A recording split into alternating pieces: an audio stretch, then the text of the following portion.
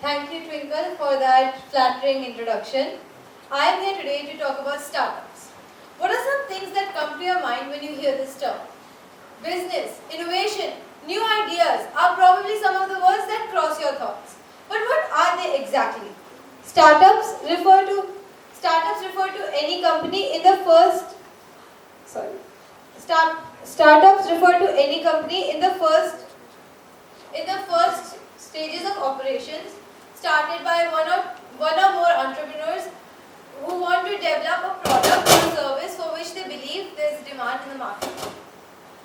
They tend to focus on one product or a small range of closely related products.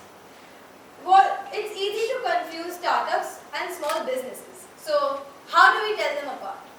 One of the key distinctions is that startups, as the name suggests, is starting and is new on the market, but plan on expanding with growth as a core objective, whereas a small business may be content in staying small forever. This leads us to another question. Why is there such emphasis on these types of firms in the modern day economy? There are numerous reasons for this, including the more apparent ones such as creation of employment opportunities. This in turn generates wealth in multiple ways. The employees earn salaries and wages, the entrepreneurs receive an income off of the business activities, and the government gains a higher tax revenue. The government can then increase their spending, there will be a fall in unemployment rates, and there will be an increase in the ability of citizens to purchase more goods, leading to an increase in the aggregate demand of the economy. The goods or services produced by the business also contribute to the GDP of the country, leading to economic growth. Startups have become the engine of economic growth in the current day world. They fill the gaps between supply and demand. Young entrepreneurs see the missing links and bridge them. This is a result of development of new ideas. It not only drives innovation, but provides opportunities for people with great visions and new ideas. It is riskier to invest in the kickoff of a startup than established businesses, but also have a greater potential for higher returns. It is without, as the saying goes, go big or go home. Without such risks, we would never have most of the products we now deem essential in our lives. Startups are a vital source of new products in the market.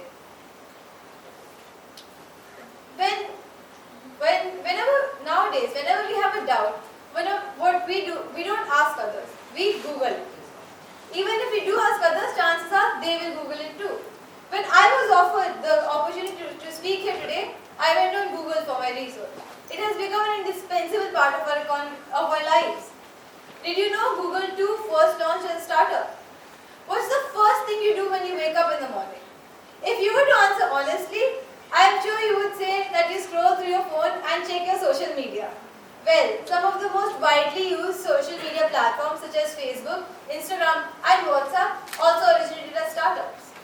During the pandemic, when social distancing became essential for survival and we were trapped in our homes, unable to leave to buy even the most basics of things, online shopping experienced an even further growth.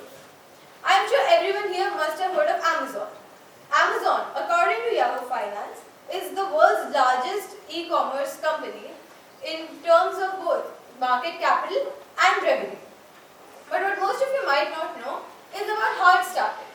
In 1994, at the age of 30, Jeff Bezos was working in an investment banking firm where his job was to research new business opportunities on the then blossoming internet.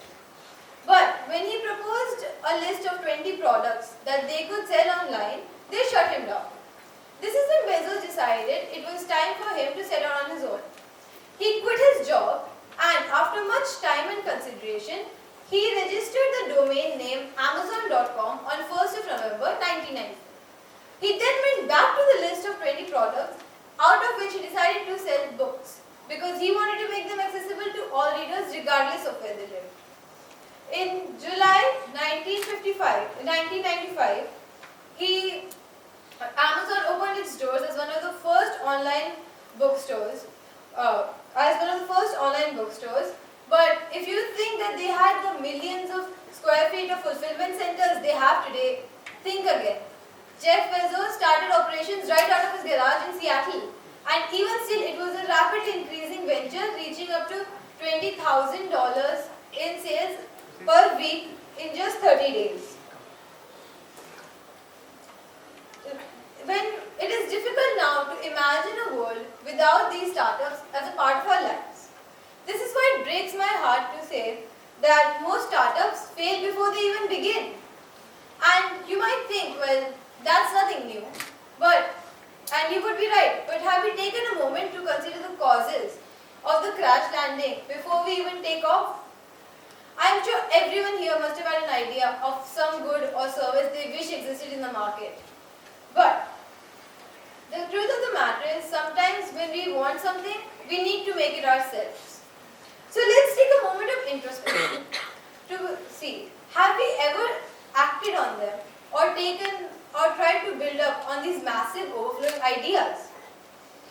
There are multiple reasons why these ideas remain unpursued.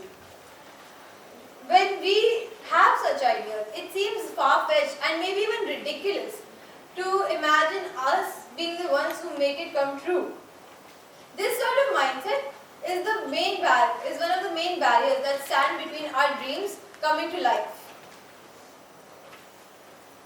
This is a result of the environment we grow up in. Lack of emotional and psychological support and encouragement plant the seed of doubt and skepticism. In our lives, we are constantly taught values that push us towards thriving for success and to instill a fear of failure, but not nearly enough reaffirmations and lessons about the importance of trying even if we fail and to never give up.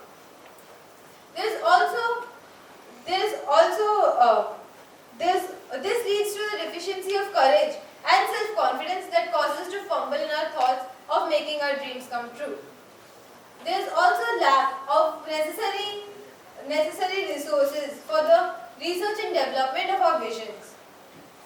Not everyone may have the entrepreneurial skills required to take action and the risk to put our innovations out into the world. One of the greatest vices of our creativity is laziness, a self-inflicted disease, and procrastination. Laziness stops us from acting on our ideas altogether, while procrastination causes us to put off the tasks that need to be done to the last possible minute. But the lack of a deadline means that these tasks get put off indefinitely. What we may not realize is that every time we fail to act on our concepts, we incur an opportunity cost. We lose out on many prospects. We lose out on the chance to put out a product that may fulfill a much needed, unattended to demand in the market. We miss out on the chance to reach our new heights and our untapped potential. The chance to work on our own creations and profit from it. This reminds me of a quote by Dhirubhai Ambani, the most enterprising Indian entrepreneur. If we don't build our dreams, someone else will hire you to build theirs. It is crucial that we change this vicious habit. Picture the world we could create if we didn't have to miss out on these opportunities. These amendments could help us take leaps and bounds ahead into innovations and inventions. It can aid in economic development across the globe. This helps us take the necessary step out of the rat race by creating our own track. When we think of the many integral startups in our lives, it saddens me that we can only imagine the number of such great ideas that may have been lost due to these reasons. Let me tell you about this time that I had a spark of an unorthodox business idea of my own, which became one of my fondest memories. I was in the 10th grade, and when our school held a STEM competition where participation by all students was compulsory. I, along with my fellow commerce students, wasn't too happy about this, but we decided to give our best anyway. Our group, me along with 3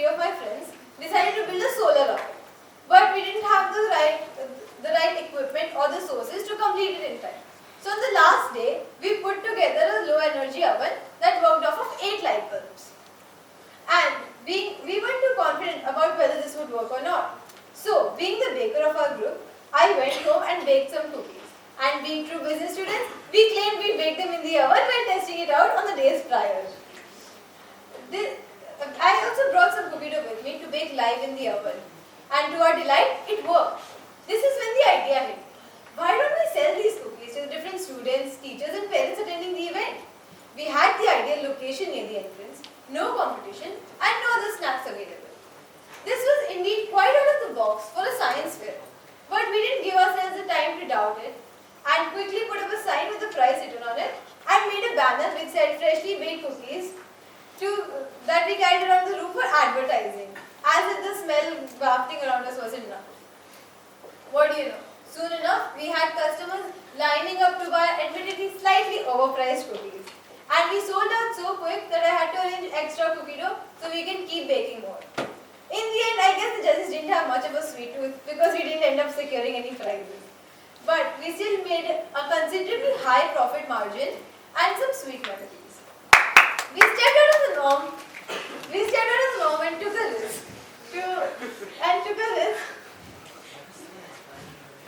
And took a risk. And now we have not only a great experience, but we have a fun story to share. We were just a handful of teenagers that pulled off something in the last minute that no one could have expected and still resides in the memories of most. Imagine what you could do if you took a chance on one of your ideas with the required time and resources. Eggs aren't enough. Having eggs isn't enough to make an omelette. We need to canvas our efforts to get a greater good at the end. I believe some of us are catalysts. We have endless ideas, but just are simply not equipped enough to execute them. While there are many others who have the skills and resources, but fail to find the inspiration. In this case, I feel we should work together to put out a product into the market. While some may fear their ideas being stolen or being cheated out of their intellectual efforts just because they are unable to execute them. This is where patent rights come as a saving grace. Patent rights allow us to coin our ideas so they cannot be duplicated or stolen. Once patented, we can put our ideas out into the world for someone in search of a revelation to take up and conceive. The entrepreneur to use this idea will need to come to an official agreement with the patent owner on the terms of use and the royalties to be paid. Society as a whole is starting to recognize the importance of startups. And this has spurred people and organizations alike to provide opportunities for young minds to set the ball rolling. There is a popular TV show called Shark Tank, which is based around this idea of